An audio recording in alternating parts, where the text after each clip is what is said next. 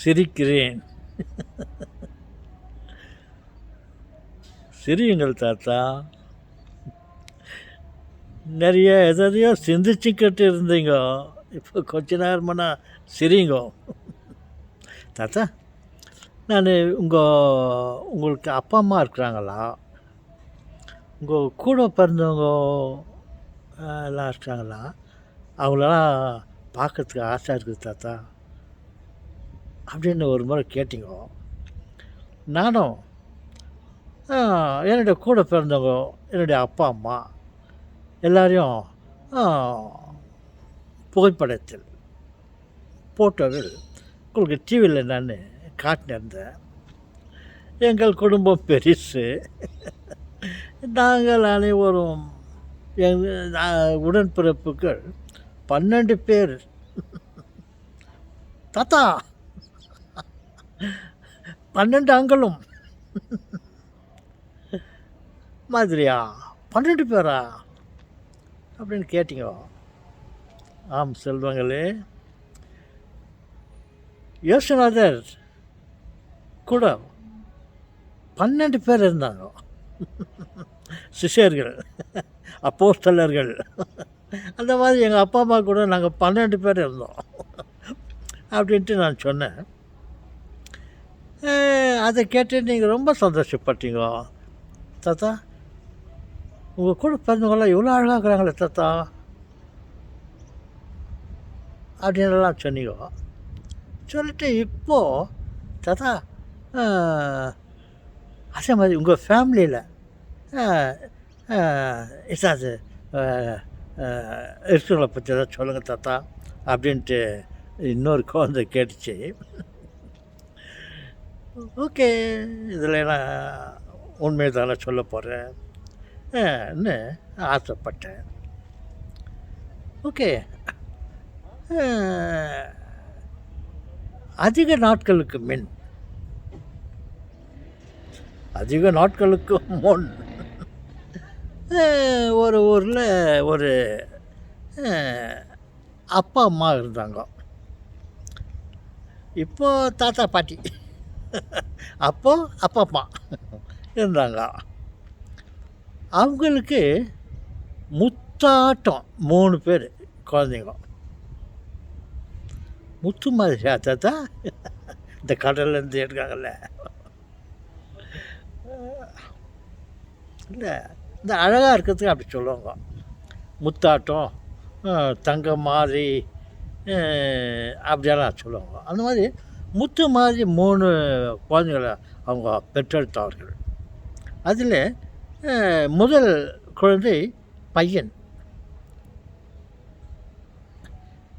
2வது பொண்ணு, 3வதும் பொண்ணு. 3 பேர். அப்போது எங்கள் அப்பாவுக்கு 12 குழந்தைங்க. அப்புறம் அடுத்த அவருடைய தங்கச்சிக்கு 16 குழந்தைங்க. அப்பா, 16 குழந்தையா? என்ன தாத்தா, இப்போ எல்லார் வீட்டில் 2 3 10 இருக்கிறாங்கனாக்கா, அப்போ 10 மடங்கானாக்கா இல்லை, கொஞ்சம் ஜாஸ்தியாகவே 16 பிள்ளைங்க இருந்தாங்க. அங்கே என்ன தப்பு நடந்து போச்சுன்னா, அவங்களுக்கு எனக்கு அத்தை ஆச்சு. அவங்க பெரிய அத்தை, என்னுடைய அப்பாவுடைய தங்கச்சி எனக்கு அத்தை. ஓகே, அவங்களுக்கு கல்யாணம் ஆகும்போது சில பெரிய மனுஷர்கள் எல்லாம் வந்து அவங்களுக்கு வாழ்த்து தெரிவித்தாங்க. என்ன வாழ்த்து தெரிவித்தாக்கா, அவங்க கழுத்தில் மாலையை போட்டுட்டு, அவங்களுக்கு தலையில் ஆசீர்வாதம், சிலுவை ஆசீர்வாதம் போட்டுட்டு, நீங்கள் நல்லா இருக்கணும், 16ம் பெற்று பெருவாழ் வாழணும் அப்படின்னு அவங்க ஆசீர்வாதம் கொடுத்துட்டாங்க. அவங்க மனசில் என்ன இருந்ததுனாக்கா, இந்த 16ன்றது வந்து நீங்கள் குழந்தை செல்வத்தை பெற்று நல்லா இருக்கணும், நல்ல உடல் ஆரோக்கியத்தோடு நீங்கள் நல்லா இருக்கணும், நீங்கள் நல்ல சம்பத்தாக நல்ல பண வசதியோடு நீங்கள் இருக்கணும், உங்கள் உறவினருங்க கூட நீங்கள் சந்தோஷமாக இருக்கணும். இந்த மாதிரி ஒரு 16 இதை வச்சுக்கின்னு அவங்க சுருக்கமாக நீங்கள் 16ம் பெற்று பெருவாழ்வு வாழ்வு அப்படின்னு சொன்னாங்க. கடவுள் பேரால் கடவுள் கேட்டு, கடவுளே இவங்க 16ம் பெற்று பெருவாழ்வு வாழணும், அதுக்கு நீங்கள் ஆசீர்வாதம் கொடுங்க கடவுளேன்னு கேட்டாங்க. அப்போ இவர் ரொம்ப பிஸியாக இருந்துக்கிறாரு எங்கள் அப்பா. அது நம்ம அப்பா.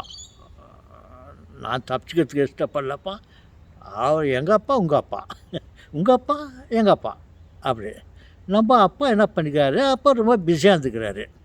எங்கேயோ பார்த்துன்னு கவனிச்சுருந்துக்காரு. ஆனால் கொஞ்சம் பாதியில் காதில் கேட்டுருக்காரு. ஓ இது ஏர்போன். அவர் ஏர்போன் இல்லை ஒன்றும் இல்லை அவருக்கு. அப்போது அவர் ஏதோ அரை குறையாக காதில் கேட்டுன்ட்டு, சரி நீங்கள் 16ம் பெற்று நல்லா இருக்கணும்னு சொல்லிட்டு அவர் குழந்தைகளை நினச்சிக்கின்னு 16 குழந்தை நினச்சிக்கின்னு ஆசீர்வாதம் கொடுத்துட்டுருக்குறாரு. அதுக்கு தகுந்த மாதிரி இவங்களுக்கு 16 குழந்தை ஆகிப்போச்சு. அப்படி ஆச்சு அங்கே தப்பு. அப்புறம் சரிதான்ட்டு என்னடா அது, அவரும் யோசித்தார் இப்படி தப்பு பண்ணிட்டோமே அப்படின்னு. அப்புறம் அவங்கள 16 பெற்று நல்லா இருக்குன்னு சொல்லிட்டு அவங்க 16 பேர் ரொம்ப நல்லா ஆசீர்வாதம் கொடுத்தாரு. இந்த 16 குழந்தைங்களும் கடவுளுக்கு ரொம்ப பிரியமான குழந்தைகளாக வளர்ந்து வந்தாங்க. ஓகே. அப்புறம் இன்னொரு தங்கச்சி அந்த தங்கச்சிக்கு கல்யாணம் ஆச்சு. எங்கள் அப்பாவுக்கு முதல்ல ஆச்சு. அப்புறம் 2வது தங்கச்சிக்கு ஆச்சு. அவங்க எங்கள் அத்தைக்கு தான் ஆச்சு. இப்போ 3வது அத்தை, அவங்க சின்ன தங்கச்சி. அந்த அம்மா அவங்களுக்கு அப்பா அம்மா தாத்தா பாட்டி, இப்போ தாத்தா பாட்டி அப்பா அப்பா அம்மா அவங்களுக்கு 3வது குழந்தை பிறந்துச்சுன்னா அவங்க பெரியவங்களாகிட்டு அவங்களுக்கு கல்யாணம் ஆகும்போது இவங்க 2 பேருக்கு கல்யாணம் ஆகிடுச்சு. 12, அவங்களுக்கு 16. அப்புறம் 3வது குழந்தை கல்யாணம் ஆகும்போது அப்புறம் அவர் ரொம்ப உஷாராக இருந்தார். ஓ நம்ம உஷாராக்கணும்ப்பா, அவங்களுக்கு தான் ஆன மாதிரி 16 குழந்தை நம்ம கொடுத்துருக்காதுன்ட்டு அதோட வேறு எங்கே ஞாபகம் வந்துச்சு, அதோட பேசாமல் ஆயிட்டார். அப்புறம் பார்த்தாக்கா அந்த 3வது தங்கச்சிக்கு எங்கள் சின்ன அத்தைக்கு இவர் எங்கேயோ கவனிச்சுன்னு நம்ம இப்படி 16 பெற்று பெருவாள்னு சொல்லிட்டு நம்ம ஆசீர்வாதம் கொடுத்துக்கூடாதுப்பான்ட்டு நினச்சிக்கின்னே வேறு எங்கேயோ கவனம் போயிடுச்சு. அப்புறம் இவங்களுக்கு எவ்வளோ குழந்தை கொடுக்கணும்னு அவருக்கு தெரியாது, சொல்லாது போயிட்டார். அப்புறம் பார்த்தா இவங்களுக்கு குழந்தையே பிறக்கல. அந்த 3வது அத்தைக்கு 2வது அத்தை எனக்கு அவங்க 3வது இவங்களுக்கு குழந்தை இல்லை பாவம். அப்போது சரிதான்னுட்டு எங்கள் அப்பா பார்த்தாரு. எங்கள் வீட்டில் கடைசியில் என்னட்ட கொஞ்சம் ஒரு பையன் பிறந்தான், எங்கள் தம்பி. அவன் சின்ன குழந்தையா இருக்கும்போது அந்த குழந்தைய தூக்கி அவங்க 2 பேர்கிட்ட ஒய்ஃப் ஹஸ்பண்ட் எங்கள் அத்தை பக்கம் மாமா கிட்ட சேர்ந்து இந்த குழந்தை இல்லாதக்கிறீங்களோ இதோ என்னுடைய குழந்தைய நீங்கள் வச்சுக்கின்னு சந்தோஷமாக இருங்கோ இன்னொன்று அவங்க வச்சுன்னு காற்றை ஓட்டினாங்க. அப்படி இருக்கும்போது இந்த இவங்களுக்குள்ளும் எப்படியோ இருக்கும் மனசு. ஒருத்தருக்கு 16 குழந்தை, ஒருத்தருக்கு குழந்தை இல்லை. அதெல்லாம் பார்த்துட்டு